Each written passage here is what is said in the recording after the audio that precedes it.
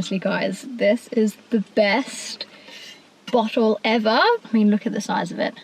So I've just finished a gym workout, which is why I'm currently feeling like a bit of a hot mess.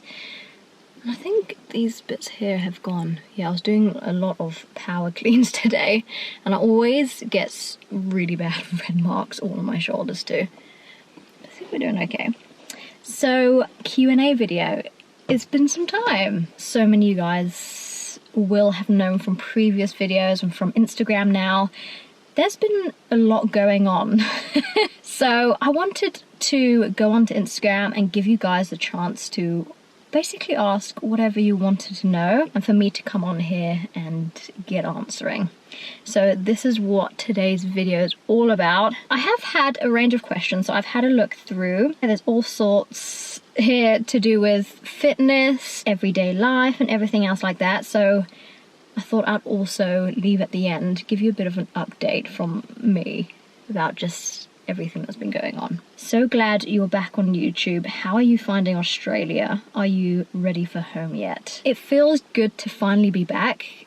Being on YouTube for quite some time and then just completely leaving it, I always find it's really good for mental health, just for your life sometimes, to take a step back from social media and just be more in the present moment. So it felt nice to take quite a long time just away from it all, but it definitely feels good to be back. How are you finding Australia? Can you believe I have almost been here for 1 whole year? It's been a very crazy year, but an amazing one. And I've definitely come to the decision that Australia is an amazing place, and there was absolutely no regrets in coming here. It was one of the best decisions I've ever made, purely just taking that risk and giving up my whole life in the UK, literally getting rid of everything, moving halfway across the world, away from friends, away from family, just with a suitcase, not knowing what Australia was going to bring, not knowing really anyone here, and yeah, just taking that risk in coming. And even though I don't feel like Australia is home, it's an amazing country. The weather is amazing. I feel like I say these things all the time about Australia, but the climate is really nice. I haven't experienced a really hot summer yet, so I can't comment on that. But my time being here, yeah, weather's amazing, the wildlife is amazing. A lot of things do want to kill you, but it's not as bad as everyone does actually make out. So that was the first thing that so many people said to me coming to Australia, was like, what about the snakes? What about the spiders? And actually the other day I had a white tip spider crawl over my bag, and I was like, what kind of spider is this? So Mike luckily informed me about all of these different things, and I did do a fair bit of research on more of the snake side of things, but also the spiders. It was a white tip spider, and if you get bitten by one of these, it can do horrible things to your skin, and yeah, it can be pretty dangerous. And honestly, most of the time, even though some of these animals are poisonous, life-threatening, they tend to be more scared of you than you are of them. I'm not going to ramble too much on about that, but definitely the wildlife and the whole feel of Australia is very relaxed. But yeah, I'm definitely missing home now, and I have been for a long time, which a lot of you guys probably do know. I've been missing home for a long time, but it was the best decision staying here and just enjoying being here. But this is something that I'm going to talk to you guys more about towards the end of this video. Fitness goals, training, nutrition, tell us everything. Fitness goals, it's quite a hard one. Because I'm pregnant, goals at the moment is just trying to build as much as I can in terms of muscle and fitness, and just doing the best I can in my workouts and giving it everything I can. And the most important thing is listening to the body, because I feel so different when I work out now, and that's just purely because of the pregnancy, how it makes me feel, the lack of energy. I definitely feel more fragile being pregnant. things hurt more, you know, all of that. So it's just listening to the body and giving my workouts the main fitness goals that I have thought of is when we've had baby. To be honest, I just find it so unknown. You don't know what you're going to be like, especially on your first baby. You don't know what things are going to feel like, look like, just how you're going to feel mentally and physically when baby's here. You're going to be a lot more tired, more sore, and all of that. So I have a few fitness goals in mind, but I'm not going to share it at the moment because things can change. I have no timelines, and I'm just not going to put that kind of pressure on myself. I have a few things in mind, and I'm going to aim for them. It's just important having something to aim towards, especially during this pregnancy, to give you that bit of a goal to aim towards. And after baby is here, it's always important, personally to me, to have some sort of goal in mind to strive towards. Training was very different during the first trimester. It was almost non-existent, but I just did whatever I could to keep on moving. But now coming into the second phase, feeling so much better. But now this stage is getting to work because I know that this is the best periods. The first sucks, and the third you're heavy, and you know, things are moving along. So I'm really trying to use this time to give it everything that I have in terms of training. Nutrition definitely improved. Definitely having a little bit more treats in terms of chocolate and, you know, biscuit here and there, taking the edge off the constant sweet craving that I have, but getting back on track in terms of nutrition. So I'm tracking macros again, and eating enough protein is really important, and getting enough carbs and calories in, especially as workouts have vamped up too. It's just adapting and changing as I go along in terms of nutrition, but eating the whole foods and sweet potato and nuts, and just getting as much whole nutritional foods in as I can. So I felt like that was more of a long answer for you guys. What supplements are you taking at the moment?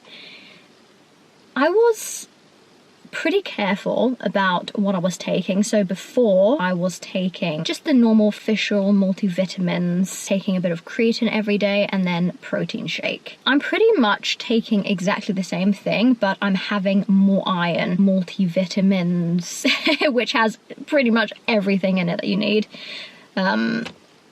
So pretty much exactly the same. Something that I did do was double check the packaging to make sure everything's safe, and speaking to the doctor about it, and all good, all fine in terms of training and nutrition and all of that. How do you stay motivated when things get hard? I feel like this differs all the time. Sometimes it depends on what kind of headspace I'm in. Training to me is all about enjoying it. And this is actually something that I know about myself. If I don't like something, I find it hard to give it anything. But if I love it, I give it 1,000%. So it's just going in there, maybe not even sticking to a training program, to enjoy and move and get a pump on. So whatever you fancy doing, go and do that. There's no restrictions or you're doing that today. Is whatever you feel like doing. I find that really helps. But if I'm just feeling demotivated for the gym, I don't want to go, I actually look at my rest days when I last took a rest day, because it might be my body saying,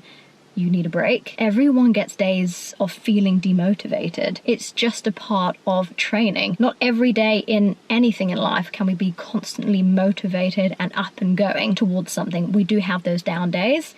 So it's just acknowledging that and keep going, keep pushing. So some of the questions that I do have are pretty similar. So next fitness goals after the baby. Congratulations, by the way. Thank you. I'm just reading them out because I love that you guys ask me these questions. Has your training changed much? Are you still able to run? In terms of running, I actually ran for the first time in 4 months a few days ago. And that was really exciting because, as you guys know, I've done a few ultra marathons and I was really getting into long distance running, and I really enjoyed that. Completely different, of course, to my usual bodybuilding, muscle building kind of training that I had done for years. And yeah, it felt so good. How do you feel in yourself / your body since becoming pregnant? Yeah, It was a very big change. At the beginning, it was a very big change because you're going from yourself to becoming a mum, essentially.